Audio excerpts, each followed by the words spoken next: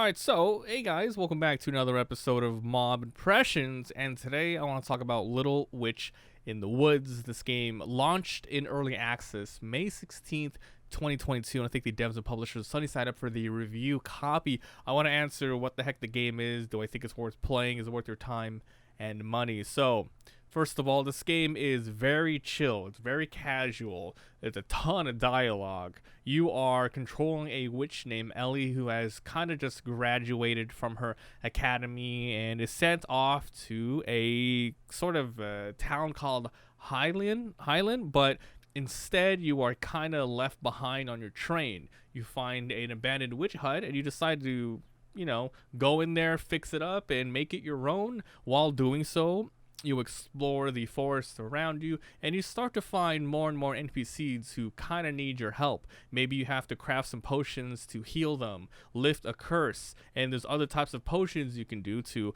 traverse and solve puzzles. And basically that is the game. It's in early access, and it's $16, single player only. It doesn't have Steam Steam Cloud or anything, but it is full control support, and I do have to say I worked perfectly fine with using an Xbox One controller. I'm happy to say that at the moment as of this review, this thing is very positive at around 1,600, 1,700 reviews, and for good reason. Throughout my experience, I had a couple of complaints, but after reading more of other people's reviews, I have to agree with their points. First of all, the game is charming, very good sprite-based graphics here. However, there is a little way too much dialogue. Now, you can go in this game, but definitely read the tags. It's cute, funny, pixel graphics, dialogue and discussion heavy. So there's a ton of banter with your main character and her magical hat that has, this person's own identity and personality. So you guys are talking a lot, a ton of banter back and forth. Almost everything you do, there is some sort of back and forth with them. And I had to, I'm pretty patient when it comes to a lot of this dialogue.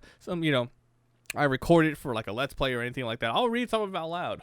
A lot of it is a bunch of doesn't really matter too much, and it's a little bit of redundant, and it drags on way too much. So I was kind of paraphrasing in my head and skipping the dialogue. But I'm not really exaggerating where a lot of the dialogue sessions I had to skip 20 to 30 lines by just mash, and then at the moment. It sucks that you have to mash. It just takes way too long. But they do have a good thing in the game, just in case you miss what to do or anything. There's a nice little button you can press to bring up the log to say oh crap, I missed it. What do? Oh, make this potion and go find this town, etc. So this game has a sort of certain game loop that is very addicting, I would say.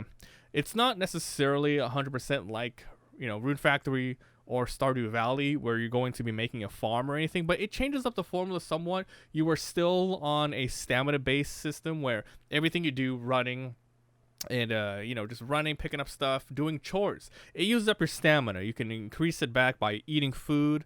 You can do other types of potions. You can nap or go right back to sleep if it's too late. Time does go by, so you're gonna have morning, afternoon, nights, and you have to go back to sleep when you can. And there's a lot of ingredient gathering, so you're gonna be walking around picking up twigs, picking up just any sort of flowers off the ground. You are building up an encyclopedia. You have different tools. You have bug nets. You have your broomstick, which you can fly around on. You also have a quill, which is used to write down stuff, and it goes in your book. And it's cool. The book shows it, and then it shows you where it can be found, how difficult it is to get it, what kind of tools you want on it. So I like how you're building it up. This game has a good feel. Has a good, nice, fun, casual feel. I think, however, I would not go in this game and complete it 100%. This is one of those games where it launched in early access. I would say buy it to support these guys, sunny side up, because I think there's a lot of love put into this game, especially with all the animation. I love the animation, the world building. It's nice. And all the NPCs, you got some humans and stuff, but a lot of them are animals, anthropomorphic animals, bipedal ones walking around with clothes and stuff. So, it's learning a lot from there. And the potion crafting is nice, but it's not too complicated.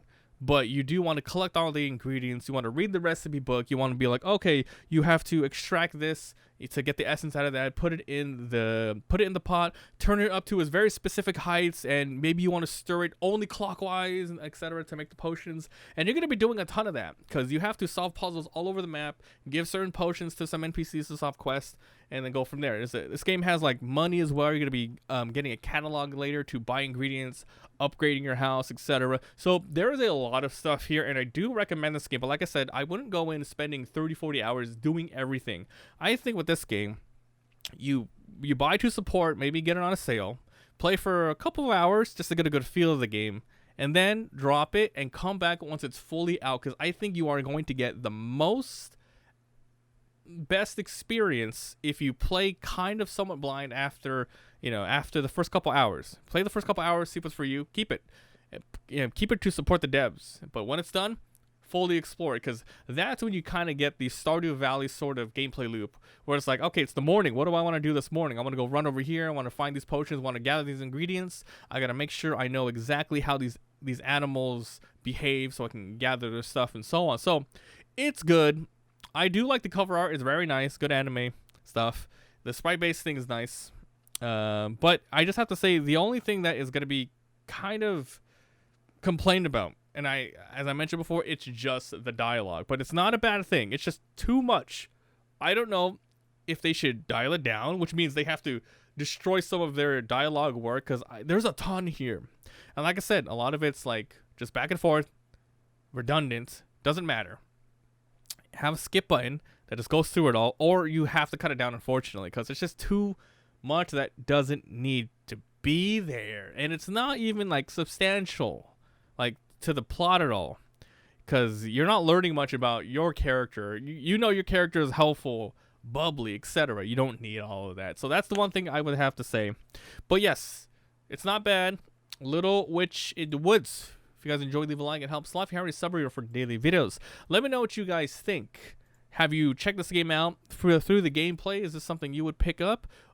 If you did play it, are you going to go through the whole thing? Because I don't know exactly what the end game here is in early access, but I do know that this is one where, hey, like if you are going to be playing this game, you want to sit down, talk to everyone, make all the relationships. You want to unlock all the potions, all the recipes, find all the secrets.